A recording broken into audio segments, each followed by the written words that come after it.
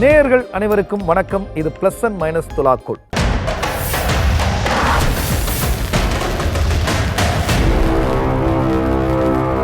இந்த வாரம் நம்ம நிகழ்ச்சியில் நாம் பார்க்க போகிற திரைப்படம் ராம் சரணுடைய நடிப்பில் பேன் இந்தியா ரிலீஸாக வெளிவந்திருக்கிற பெத்தி திரைப்படத்தை பற்றி தான் பார்க்க போகிறோம், பேச போகிறோம். இந்த திரைப்படத்தை பொறுத்த வரைக்கும் கதாநாயகன் ராம் சரணுடைய அர்ப்பணிப்பும் அந்த உழைப்பும் இருக்கு இல்லையா, அந்த அபாரமான உழைப்பு இந்த படத்தினுடைய ஆகப்பெரும் ப்ளஸ். ஆனால் அவருடைய உழைப்பு பல இடங்களில் வீணடிக்கப்பட்டிருப்பது படத்தினுடைய ரொம்ப முக்கியமான மைனஸ். படம் டெக்னிக்கலாக விஎஃப்எக்ஸாக இருந்தாலும் சரி, சவுண்ட்ஸில் இருந்தாலும் சரி, இப்படி பல விஷயங்களில் டெக்னிக்கலாக இந்த படம் பயங்கர சவுண்டாக வந்திருக்கிறது படத்தினுடைய ப்ளஸ்ஸு. ஆனால் இந்த படத்தினுடைய திரைக்கதையை இன்னும் பெட்டராக பண்ணியிருந்திருக்கலாமோ அப்படின்னு நம்மளை யோசிக்க வச்சது இந்த படத்தினுடைய மைனஸ். இந்த படம் மலைவாழ் மக்களுடைய வாழ்க்கை, அவர்களை புறக்கணிக்கிற இந்த சமூகம், அதை தாண்டி இந்தியா ஏன் விளையாட்டுத்துறையில் இவ்வளவு பின்னடைவில் சந்திச்சிருக்கு அப்படிங்கிற மாதிரி பல விஷயங்களை இந்த திரைப்படம் பேச முயற்சி செஞ்சிருக்கிற இந்த படத்தினுடைய ப்ளஸ்ஸு. ஆனால் அது எதையுமே முழுமையாக பேசாமல் அப்படியே கடந்து போகிறது இந்த படத்தினுடைய மைனஸ். இப்படி இந்த பெத்தி திரைப்படத்தில் இருக்கிற பிளஸ் என்ன மைனஸ் என்ன அப்படிங்கிறத நாம இப்ப டீட்டெயிலா பார்க்க போறோம். வாங்க நிகழ்ச்சிக்கு போலாம்.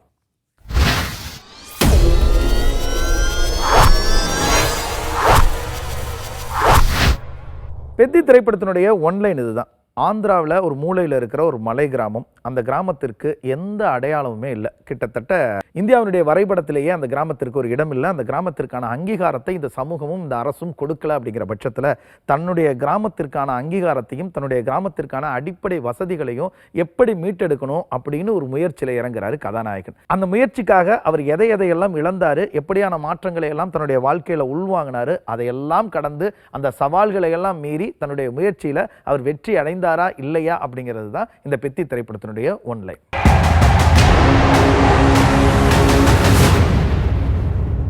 பெத்தி திரைப்படத்தினுடைய முதல் பிளஸ் யார் அப்படின்னா அது நாயகன் ராம் சரணை தான் சொல்லியாகணும். இந்த ஒரு படத்திற்காக இவர் இவ்வளவு மெனக்கடல்களை கொடுத்துருக்கிறத பார்க்கும்போது இந்திய சினிமாவிலேயே இப்படி ஒரு அர்ப்பணிப்பு மிகுந்த நாயகன் இருக்கிறார் அப்படிங்கிறது ஒரு பெரிய ஆச்சரியம் தான், ஒரு பெரிய மகிழ்ச்சிக்குரிய செய்தி தான். இந்த படத்தில் அவருக்கு ஒரு கிரிக்கெட் பிளேயர் கதாபாத்திரம், அந்த கதாபாத்திரத்துக்கு என்ன தேவையோ அதை கச்சிதமாக ரொம்ப அற்புதமாக திரையில் கொண்டு வந்திருக்கிறார். அதை தாண்டி ஒரு மல்யுத்த வீரராக இவர் அடுத்த கட்டத்துக்கு நகரும் பொழுது அதற்கான மெனக்கெடல்கள் இருக்கு இல்லையா, அது ரொம்ப சிரமப்பட்டு பல சவால்களை எல்லாம் மீறி தான் அந்த காட்சிகளுக்கு அவர் உயிர் கொடுத்திருக்கிறாருன்னு சொல்லணும். எல்லா காட்சியிலையும் ஈச் அண்ட் எவ்ரி ஃப்ரேம்லையும் அவருடைய மெனக்கெடலையும் அவருடைய கடினமான உழைப்பையும் அவருடைய அர்ப்பணிப்பையும் இந்த படத்தில் நம்மளால பார்க்க முடியுது.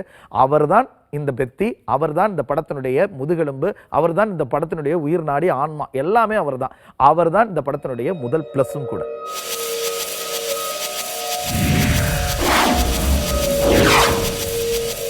படத்தினுடைய அடுத்த பிளஸ் இசையமைப்பாளர் ஏஆர் ரஹ்மான். ஏஆர் ரஹ்மான் தெலுங்கு படங்கள் நிறைய பண்ணியிருக்காரா அப்படிங்கிறது நமக்கு தெரியல. ஆனால் இந்த படத்தில் அவர் மிரட்டி இருக்கிறாரு. தனக்கு கிடைத்த அந்த வாய்ப்பை ராம் சரண் மாதிரியான ஒரு பெரிய ஹீரோவுடைய படத்துக்கு மியூசிக் பண்ணும் பொழுது அதற்கு எவ்வளோ மெனக்கடலான ஒரு உழைப்பை கொடுக்கணுமோ அந்த உழைப்பை கொட்டி இருக்கிறார் அப்படின்னு தான் சொல்லணும். பின்னணி இசையில் ஒவ்வொரு காட்சியிலையும் இவர் தான் உயிர் சேர்க்கிறாரு. அதை தாண்டி பாடல்களும், ஒரு சில பாடல்கள் நம்மளை டக்குன்னு இருக்குது.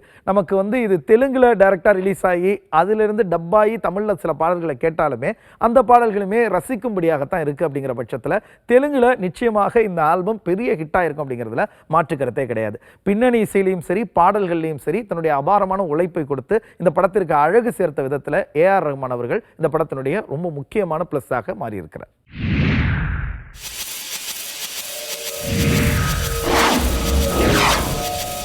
பெத்தியினுடைய அடுத்த பிளஸ் யாரு அப்படின்னா அது இந்த படத்தில் நடித்திருக்கிற கன்னடத்தினுடைய சூப்பர் ஸ்டார் சிவராஜ்குமார் அவர்கள் தான். இவருக்கு ரொம்ப முக்கியமான ஒரு கதாபாத்திரம். இங்கே சார்பட்டா பரம்பரையில் பசுபதிக்கு ஒரு கதாபாத்திரம் இருக்கும் இல்லையா, ரொம்ப அதுதான் அந்த படத்தினுடைய ஆணிவேர் அப்படின்லாம் சொல்லுவாங்க இல்லையா, அப்படியான ரொம்ப முக்கியமான ஒரு கதாபாத்திரம் தான் சிவராஜ்குமாருக்கு. அவருக்காக இந்த படக்குழுவினர் காத்திருந்ததாகலாம் சொல்கிறாங்க. அந்த காத்திருப்பு அந்த காத்திருப்பு நிச்சயமாக உகந்தது அப்படின்னு தான் நம்ம சொல்லி ஆகணும். தனக்கு கொடுக்கப்பட்ட அந்த கதாபாத்திரத்துக்கு ரொம்ப நேர்மையான உழைப்பை கொடுத்து ரொம்ப ஜஸ்டிஃபை பண்ணியிருக்கிறாரு. ரொம்ப அழகாக, அற்புதமாக, கச்சிதமாக அந்த கதாபாத்திரத்துக்கு பொருந்தி இருக்கிறார் சிவராஜ்குமார். அவர் இந்த படத்தினுடைய அடுத்த பிளஸ்.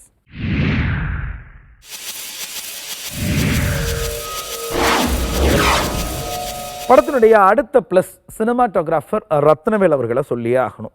இது ஒரு பிரம்மாண்டமான சினிமா. இது கதாநாயகனை முன்னிறுத்தி தான் அந்த படமும் காட்சிகளும் நகரப்போகுது. இதில் நம்ம பெரிய மெனக்கடல்லாம் கொடுக்க வேணாம் அப்படின்னு நினச்சிருந்தா இந்த படம் வேறு மாதிரி வந்திருக்கும். ஆனால் ஒரு சினிமாட்டோகிராஃபராக தன்னுடைய மொத்த ஒட்டுமொத்த உழைப்பையும் இந்த படத்துக்காக கொட்டி இருக்கிறாரு ரத்னவேல் அப்படின்னு தான் சொல்லி ஆகணும். அந்த மலை கிராமம் இருக்கு இல்லையா, அந்த மலை கிராமத்தினுடைய அழகையும் அதே நேரத்தில் அந்த கிராமத்தில் இருக்கிற அவலங்களையும் ஒரு சேர ஒரே காட்சியில சொல்ல வேண்டிய நிர்பந்தம் சினிமாட்டோகிராஃபருக்கு பல காட்சிகள் இருக்கு. அந்த எல்லா காட்சிகளையும் சரிவர 2 விஷயங்களையுமே நமக்கு கன்வே பண்றாரு அற்புதமான சினிமாட்டோகிராஃபி மூலமா.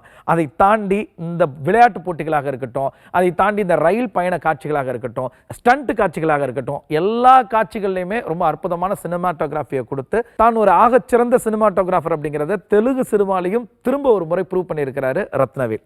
அவர் இந்த படத்தினுடைய அடுத்த பிளஸ்.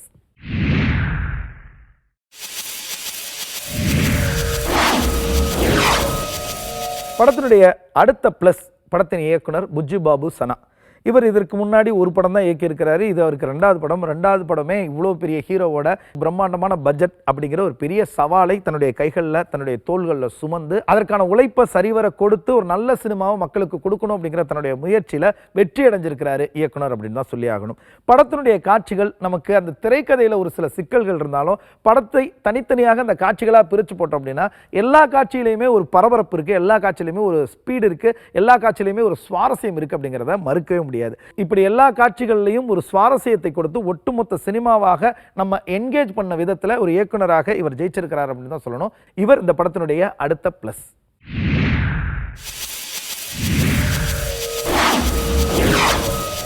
பெத்தி திரைப்படத்தினுடைய பிளஸ் என்ன அப்படிங்கிறத பார்த்தோம். இந்த படம் சொல்ல வந்த கருத்து இருக்கு இல்லையா, அது நிச்சயமாகவே இந்த சமூகத்திற்கு ரொம்ப அவசியமாக ரொம்ப சொல்லப்பட வேண்டிய ஒரு கருத்துக்களை தான் அவங்க கையில் எடுத்திருக்கிறாங்க.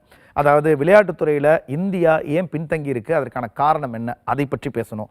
அதை தாண்டி கவனிக்கப்படாத புறக்கணிக்கப்பட்ட மலைவாழ் மக்களுடைய வாழ்க்கையை பற்றி பேசணும், அவர்களுடைய அவலத்தை பற்றி பேசணும் அப்படின்னு நிறைய முயற்சிகள் இந்த திரைப்படத்தில் செஞ்சுருக்காங்க. அதில் வெற்றியும் அடைஞ்சிருக்காங்க. அதெல்லாம் பிளஸ்.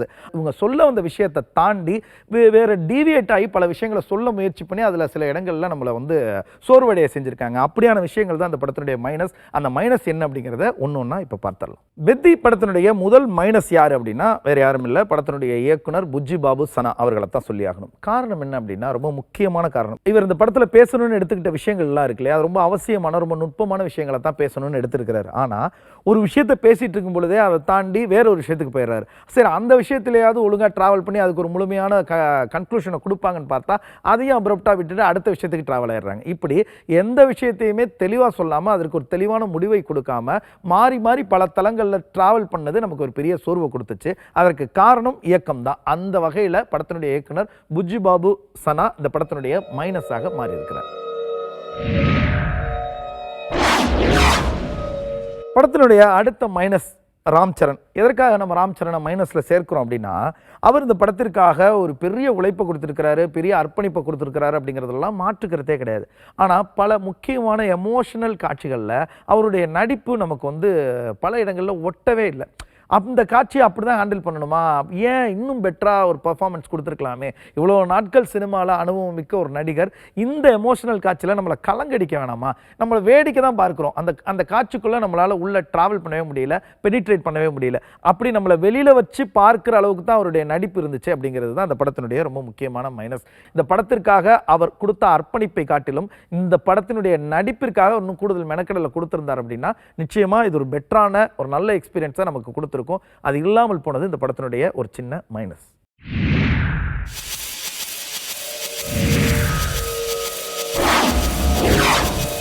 படத்தினுடைய அடுத்த மைனஸ் படத்தின் நாயகி ஜான்வி கபூர். இவங்களுடைய கதாபாத்திரத்தை எழுதின விதத்திலேயே நிறைய விஷயங்களை கொட்ட விட்டுருக்காங்க அப்படின்னு தான் சொல்லணும். ஒரு படம், ஒரு கதை, அந்த கதைக்கு நாயகன் இருந்தால் நாயகி நிச்சயமாக தேவை அப்படிங்கிற நிர்பந்தத்திலேயே எழுதப்பட்ட ஒரு கதாபாத்திரமாகத்தான் ஜான்வி கபூருடைய கதாபாத்திரம் நமக்கு தெரியுது. பல இடங்களில் அவங்க தேவையே கிடையாது, ஏதோ ஒரு சில காட்சிகளில் வராங்க. அந்த காட்சியும் ஒரு பாட்டுக்கான லீடாகவே இருந்து போகிறது நமக்கு ஒரு பெரிய ஏமாற்றத்தை கொடுக்குது. மலையாள சினிமாக்கள் நாயகிகளை பெண்களை கொண்டாடுகிற அந்த காலகட்டத்தில் தெலுங்கு சினிமாக்கள் இன்னும் பெண்களை வெறும் பாடலுக்காக மாத்திரமே பயன்படுத்திக்கிட்டு இருக்காங்களே அப்படிங்கிறது நமக்கு ஒரு பெரிய வருத்தமாக இருக்கிறத தவிர்க்க முடியல.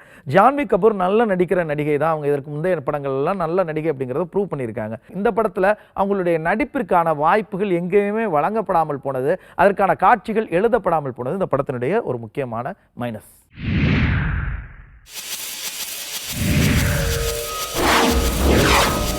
படத்தினுடைய ரொம்ப முக்கியமான மைனஸ் என்ன அப்படின்னா அந்த நீளம் தான். கிட்டத்தட்ட 3 மணி நேரங்களுக்கு மேலாக இந்த படம் ஓடுது. ஏன் அவ்வளோ நேரம்? இந்த படத்தை இன்னும் ஷார்ட்டாக, இன்னும் கிறிஸ்பாக, ரொம்ப நேர்த்தியாக சொல்ல நினச்சிருந்தா நிச்சயமாக அதை செஞ்சுருந்துருக்கலாம். தேவையில்லாமல் பல காட்சிகள், தேவையில்லாமல் பல ஃப்ளாஷ்பேக் காட்சிகள், தேவையில்லாமல் ஒருத்தருக்கான பில்டப் காட்சிகள்னு தேவையில்லாத காட்சிகளே இந்த படத்தில் நிறைய இருக்குது. அதையெல்லாம் எடிட் பண்ணி தூக்கியிருந்தாங்கனாலே இந்த படம் ஷார்ட் அண்ட் ஸ்வீட்டாக நமக்கு மனசுக்கு பிடித்த ஒரு அற்புதமான திரைப்படமாக மாறி இருக்கும். இந்த படம் நமக்கு ஓகே தான், இது இன்னும் நல்லா பெட்டராக பெர்ஃபார்ம் பண்ணலையே அப்படிங்கிற ஒரு எண்ணம் வருவதற்காக முக்கியமான காரணமே இந்த படத்தினுடைய நீளம் தான். இந்த படத்தினுடைய நீளத்தை குறைச்சிருந்தா இந்த படம் நமக்கு இன்னும் கனெக்ட் ஆகியிருந்திருக்கும். அது இல்லாமல் போனது இந்த படத்தினுடைய ரொம்ப முக்கியமான மைனஸ்.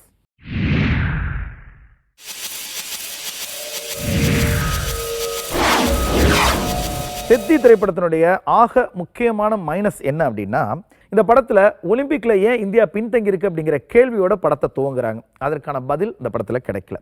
இரண்டாவதாக, ஒரு மலைவாழ் கிராமத்தை ஒட்டுமொத்த அரசாங்கமுமே ஏன் கண்டுக்காமல் விட்டுருச்சு, அதற்கு அந்த அரசாங்கம் சொல்கிற பதில் என்ன அப்படிங்கிற கேள்வி நமக்கு எழுது. அந்த கேள்விக்கான பதில் இந்த படத்தில் கிடைக்கல. இவங்க பேச நினைச்ச விஷயங்கள் எல்லாமே சமூகம் சார்ந்த விஷயங்கள் தான். ஆனால் இந்த படத்தில் இவங்க பேசியிருக்கிறது ஒரு நாயகனுடைய ஒரு ஒன்மேன் ஒர்ஷிப்னு சொல்லுவாங்கல்ல, ஒரு தனி மனித வழிபாடாகத்தான் நாயகனை கொண்டாடி இருக்கிறார்களே ஒழிய இந்த படத்தில் இவங்க பேசணும்னு நினைச்ச விஷயத்தை சரியாக பேசாமல் போனது இந்த படத்தினுடைய ரொம்ப ரொம்ப முக்கியமான மைனஸ்.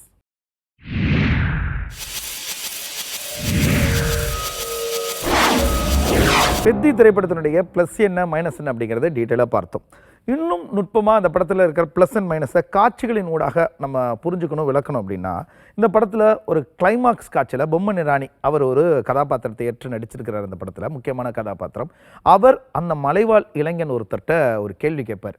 ஏன்பா, உங்கள் ஊருக்கு தான் ரயில் வந்துருச்சே, அப்புறமும் ஏன் இந்த மலை கிராமம் வழியாக இந்த கடினமான பாதையில் என்னை நடத்தியே இந்த இடத்துக்கு கூட்டிகிட்டு வந்தேன் அப்படின்னு கேட்பார்.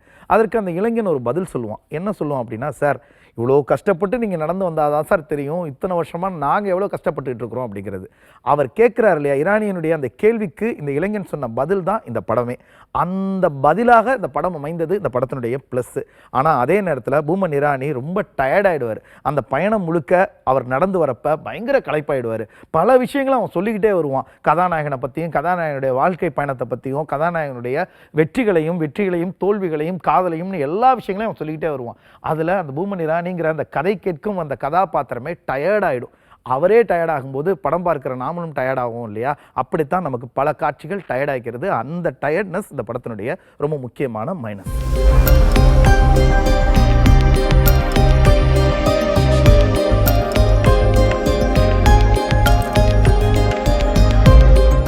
படத்தில் தன்னுடைய கிராமத்திற்காக தனக்கான ஒரு அடையாளத்தை ஏற்படுத்திக்கணும் அப்படின்னு பல முயற்சிகளை இந்த படத்தினுடைய நாயகன் செய்கிறார்.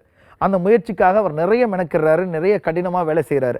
ஆனால் அதையெல்லாம் தாண்டி எல்லாம் ஒரு கட்டத்தில் முடிவுக்கு வந்து இனிமே அவரால் எதுவுமே செய்ய முடியாது, இவர் தோற்று போயிட்டார் அப்படிங்கிற ஒரு நிலை வரும் பொழுது ரயில் பயணத்தின் போது ஒரு முக்கியமான முடிவு எடுக்கிறார் நாயகன். அந்த முடிவு இருக்கு இல்லையா, அது ஏற்புடையதாக தெரியல. அது தப்பான ஒரு முன்னுதாரணமாக பல இளைஞர்களுக்கு மாறிவிடுமோ அப்படிங்கிற ஒரு அச்சம் நமக்கு வருவதையும் தவிர்க்க முடியல. நாயகன் அந்த ரயில் பயணத்தில் எடுக்கிற முடிவுக்கு பதிலாக வேறொரு பாசிட்டிவான ஒரு முடிவை எடுத்து வேற விதமாக இந்த கதையை நகர்த்தி இருந்தா இன்னும் பெட்டரான எக்ஸ்பீரியன்ஸ் கிடைச்சிருக்கும் அப்படின்னு தோணுச்சு. அது இல்லாமல் போனது இந்த படத்தினுடைய ரொம்ப முக்கியமான மைனஸ். ஆனால் அதை தாண்டி இந்த படம் சொல்ல வருகிற விஷயம் என்ன அப்படின்னா, நாம ஒரு லட்சியத்திற்காக ஒரு இலக்கை நோக்கி ஓட தொடங்கணும் அப்படின்னா நம்மளுடைய முயற்சியை, நம்மளுடைய போராட்டத்தை எந்த நேரத்திலையும் கைவிட்டவே கூடாது. அப்படி கைவிடாமல் தொடர்ந்து ஓடிக்கொண்டே இருந்தோம்னா நாம நிச்சயமாக நாம எதிர்நோக்கி ஓடுகிற இலக்கை கண்டிப்பா அடைவோம் அப்படிங்கிற ஒரு நம்பிக்கையும் ஒரு பாசிட்டிவான எனர்ஜியும் இந்த படம் கொடுத்துருக்கு இல்லையா? அதுதான் இந்த படத்தினுடைய ரொம்ப முக்கியமான பிளஸ்.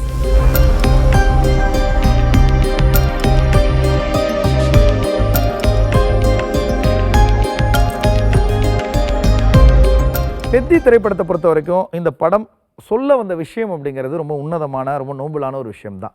ஆனாலும் அது சொன்ன விதம், அந்த திரைக்கதையினுடைய ஃப்ளோவில் தான் நமக்கு ஒரு சில நெருடல்கள் இருந்தது, ஒரு சில தொய்வுகள் இருந்தது. இது நம்முடைய கருத்து. இந்த நிகழ்ச்சியை பொறுத்த வரைக்கும் பெத்தி திரைப்படத்திற்கு என்ன நட்சத்திர மதிப்பீடுகளை வழங்கி இருக்கிறது அப்படிங்கிறத நாம் இப்போ பார்த்தலாம்.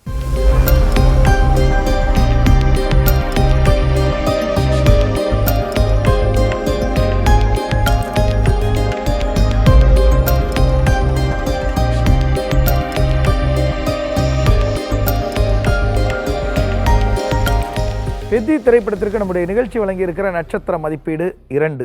நேர்களே, மீண்டும் வேறொரு திரைப்படத்தோடும் அந்த திரைப்படம் சார்ந்த செய்திகளோடும் உங்களை வந்து சந்திக்கிறோம். அதுவரையில் உங்களிடமிருந்து விடைபெறுகிறோம். நன்றி, வணக்கம். இது பிளஸ் அண்ட் மைனஸ் துலாக்கோ.